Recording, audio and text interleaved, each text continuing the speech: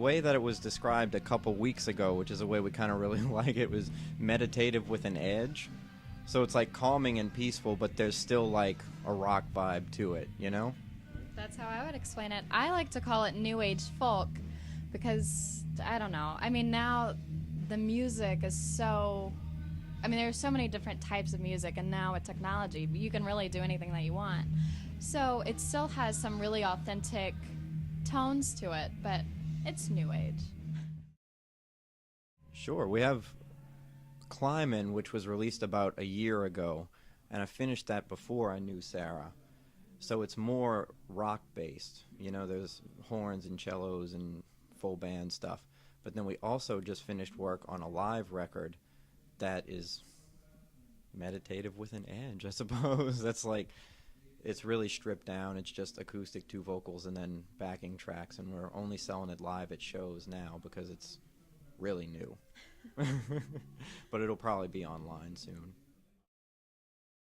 It was probably a Blink-182 song back when I was 16.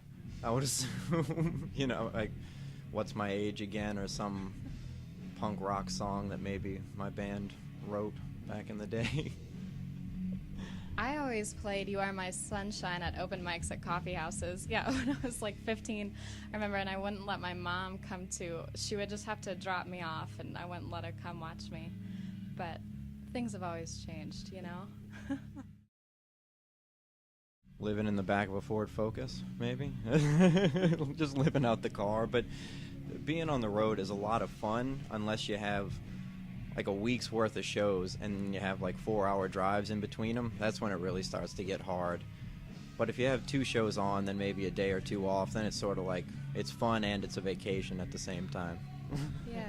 I mean, I think the hardest part about being a musician is really collecting information from life and putting it into a song, you know. And we've been on the road for a year, and it's so much is happening all the time, and we're meeting new people, and there's always new experiences. So it's really collecting that data and putting it, you know, to use in a song. I think just that selective process is pretty difficult sometimes. It's changed quite a lot over the years. Like, most recently, Fela Kuti has been a big inspiration to me, as well as like Biffy Clyro and Kesha. So kind of like African Afrobeat stuff and pop music. Same for you? Yeah, I mean, I'm gonna throw Laura Marling in there because I just admire her work. But I don't know, you know, just I like a lot of classical music as well, and just tonal things really strike with me.